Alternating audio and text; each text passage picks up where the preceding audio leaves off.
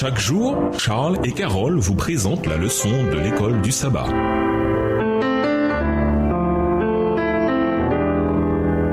Bienvenue dans votre émission Dieu nous parle. Leçon de jeudi, l'épreuve du feu. C'était un jeune homme que j'appellerai Alex. Il avait eu une jeunesse très chaotique, drogue, violence et même un peu de prison. Mais grâce à la bonté de membres de l'église locale qu'Alex avait pourtant volé, Alex entendit parler de Dieu et donna son cœur à Jésus. Il avait toujours des problèmes et des difficultés, des éléments de son passé subsistaient encore. Mais Alex était une nouvelle personne en Jésus. Il aimait Dieu et cherchait à exprimer cet amour en obéissant à ses commandements. 1 Jean 5, les versets 1 et 2. À un moment donné, une idée s'imposa à Alex. Il devait devenir pasteur. Tout semblait aller dans cette direction. Il était, sans aucun doute, en train de répondre à l'appel de Dieu. Au début, ses études se passèrent bien. Puis tout se mit à aller de travers. Il perdit sa source de revenus. Un ami proche s'en prit à lui, l'accusa à tort et détruisit sa réputation. Puis il tomba malade à répétition. Personne ne savait de quoi il s'agissait, mais cela eut un impact sur ses études au point qu'il craignit de devoir tout laisser tomber. Pour couronner le tout, il devait affronter de violentes tentations avec la drogue qui circulait facilement dans ce secteur. Il y succomba même une fois. Alex ne comprenait pas pourquoi tout cela arrivait alors qu'il était certain que Dieu l'avait conduit dans cette école au départ. S'était-il trompé? Tout son vécu avec Dieu n'était-il donc qu'une grave erreur? Il se mettait même à douter des éléments les plus fondamentaux de sa foi. Imaginez qu'Alex, en plein milieu de cette crise, vienne vous voir pour vous demander conseil. Que diriez-vous? Quelles expériences personnelles pourraient vous aider à aider quelqu'un comme lui? Quel verset biblique citeriez-vous? Les versets suivants pourraient-ils être utiles dans pareille situation? Lisons Proverbe 3, Jérémie 29, verset 13, Romains 8, verset 28, 2 Corinthiens 12, verset 9 et Hébreux 13, verset 5. Proverbe chapitre 3. Mon fils, n'oublie pas mes enseignements et que ton cœur garde mes préceptes, car ils prolongeront les jours et les années de ta vie, et ils augmenteront ta paix. Que la bonté et la fidélité ne t'abandonnent pas. Lis-les à ton cou, écris-les sur la table de ton cœur. Tu acquerras ainsi de la grâce et une raison saine aux yeux de Dieu et des hommes. Confie-toi en l'Éternel de tout ton cœur et ne t'appuie pas sur ta sagesse. Verset 6. Reconnais-le dans toutes tes voies et il aplanira tes sentiers. Ne sois point sage à tes propres yeux. Crains l'Éternel et détourne-toi du mal. Ce sera la santé pour tes muscles et un rafraîchissement pour tes os. Honore l'Éternel avec tes biens et avec les prémices de tout ton revenu. Alors tes greniers seront remplis d'abondance et tes cuves regorgeront de mou. Verset 11. Mon fils, ne méprise pas la correction de l'Éternel et ne t'effraie point de ses châtiments, car l'Éternel châtie celui qu'il aime, comme un père l'enfant qu'il chérit. Heureux l'homme qui a trouvé la sagesse et l'homme qui possède l'intelligence, car le gain qu'elle procure est préférable à celui de l'argent et le profit qu'on en tire vaut mieux que l'or. Elle est plus précieuse que les perles, elle a plus de valeur que tous les objets de prix.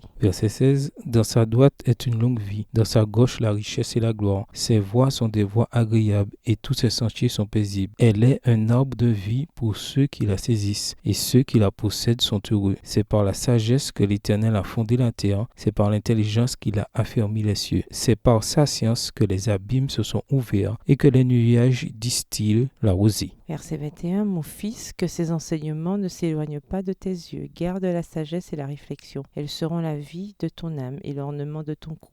Alors tu marcheras avec assurance dans ton chemin et ton pied ne heurtera pas. Si tu te couches, tu seras sans crainte. Et quand tu seras couché, ton sommeil sera doux. Ne redoute ni une terreur soudaine, ni une attaque de la part des méchants.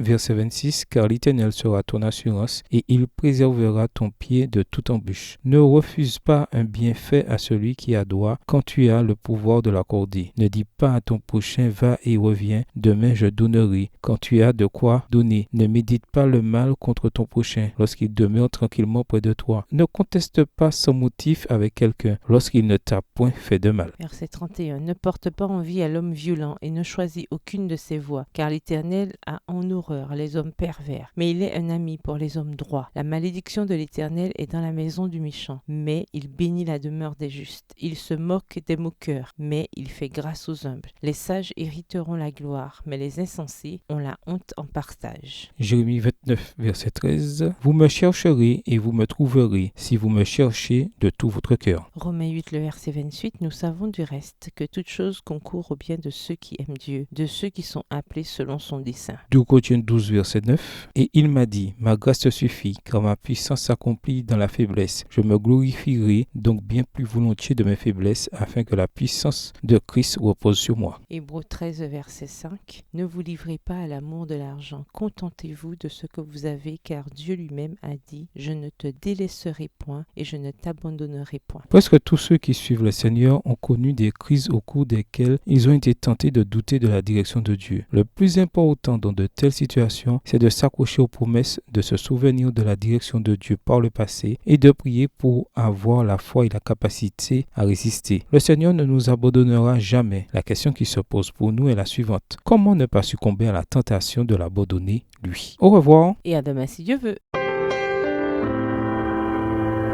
Dieu nous parle. Chaque jour, Charles et Carole vous présentent la leçon de l'école du sabbat.